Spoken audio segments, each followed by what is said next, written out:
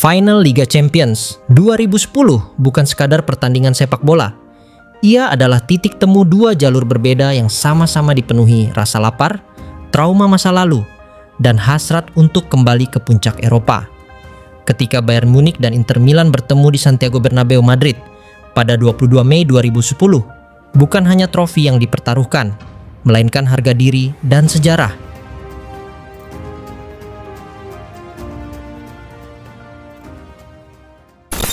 Bayern Munich dari puing-puing ke panggung final. Setelah menjadi juara Liga Champions di tahun 2001, Bayern Munich seperti kehilangan sentuhannya di pentas Eropa. Meskipun masih mendominasi Bundesliga, mereka berulang kali dipermalukan di ajang antar klub tertinggi benua biru. Di tahun 2007, AC Milan menyingkirkan mereka dengan agregat 4-2.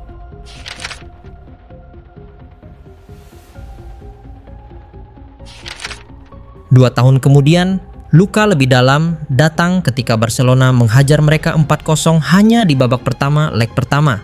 Skor akhir 5-1 secara agregat menjadi sinyal bahwa Bayern tak lagi ditakuti di Eropa. Namun Bayern bukan klub yang mudah menyerah.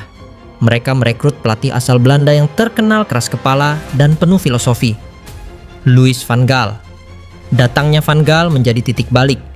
Ia bukan hanya memperbaiki performa tim, tapi juga membangun ulang identitas klub.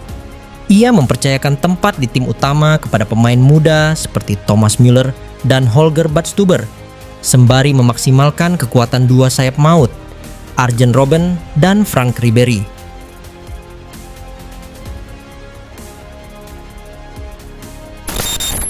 Jalan terjal menuju Madrid.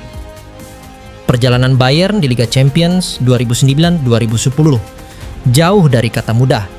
Mereka hampir tersingkir di fase grup setelah tertinggal dari Bordeaux dan menghadapi Juventus di laga terakhir. Tapi kemenangan 4-1 di Turin menjadi titik balik semangat mereka. Di babak 16 besar, mereka menghadapi Fiorentina. Ketika pertandingan berjalan ketat, Arjen Robben tampil sebagai penyelamat. Gol indahnya dari luar kotak penalti bukan hanya membawa Bayern lolos, tapi juga mempertegas bahwa mereka datang bukan sekadar untuk numpang lewat. Tantangan selanjutnya lebih berat, Manchester United. Pada leg kedua di Old Trafford, Bayern sempat tertinggal 3-0. Tapi gol Ivica Olic sebelum jeda dan tendangan voli spektakuler dari Robben mengubah segalanya. Mereka lolos ke semifinal dan menuntaskan perlawanan Lyon dengan agregat 4-0. Namun Bayern harus kehilangan Ribery karena skorsing di final. Kerugian besar bagi tim yang sangat mengandalkan kreativitas di sisi lapangan. Inter Milan 45 tahun penantian. Sementara itu di Italia, Inter Milan telah menjalani penantian panjang. Terakhir kali mereka mengangkat trofi Liga Champions adalah pada tahun 1995 di era Helenio Herrera. Setelahnya, Inter lebih sering menjadi tim pelengkap di Eropa. Kegagalan demi kegagalan datang silih berganti. Tersingkir oleh rival sekota AC Milan pada 2003 dan 2005. Serta kerusuhan saat menghadapi Valencia di 2007. Meskipun mereka mendominasi Serie A di era 2000-an, Liga Champions tetap terasa seperti mimpi yang menjauh. Segalanya berubah saat Jose Mourinho datang pada 2008. Pelatih Portugal ini datang membawa filosofi kemenangan yang jelas dan disiplin tinggi. Ia melepaskan Zlatan Ibrahimovic ke Barcelona dan menggantikannya dengan Samuel Eto'o. Ia juga mendatangkan Diego Milito dari Genoa dan Wesley Sneijder dari Real Madrid. Dalam waktu singkat, Inter menjadi tim yang lengkap, kuat secara fisik, cerdas secara taktik, dan lapar akan prestasi. Taktik Mourinho dan jalan menuju final. Di babak gugur, Inter menunjukkan identitas barunya. Mereka menyingkirkan Chelsea, klub yang dibesarkan Mourinho sendiri, dengan meyakinkan. Di perempat final, mereka menundukkan CSKA Moskow dengan efisien.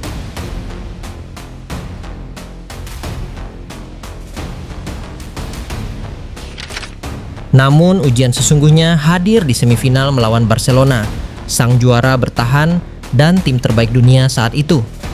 Pertemuan antara Mourinho dan Guardiola menjadi laga klasik. Di leg pertama di San Siro, Inter tampil luar biasa dan menang 3-1. Di leg kedua, mereka bertahan dengan 10 pemain selama hampir 1 jam dan hanya kalah 1-0, cukup untuk membawa mereka ke final.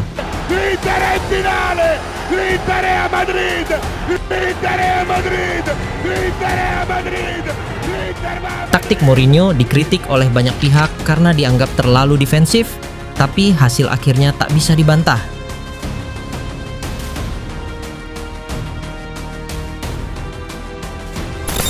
Malam penentu, Bayern versus Inter. Final di Santiago Bernabeu mempertemukan dua tim dengan filosofi yang sangat kontras. Bayern tampil menyerang, mengandalkan Robben dan kreativitas Van Gaal.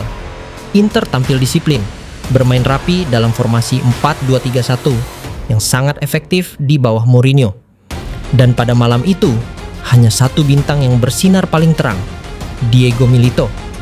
Penyerang Argentina ini mencetak 2 gol penting, masing-masing di menit 35 dan 70.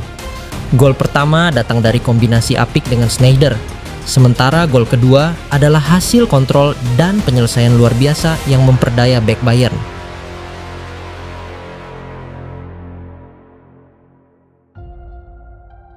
Inter menang 2-0 dan mengakhiri penantian 45 tahun. Mourinho menangis, Milito menjadi pahlawan. Zanetti mengangkat trofi di laga ke-700-nya bersama klub. Inter tak hanya menjuarai Liga Champions, tapi juga mengukir sejarah sebagai klub Italia pertama yang meraih treble, Scudetto, Coppa Italia, dan Liga Champions dalam satu musim.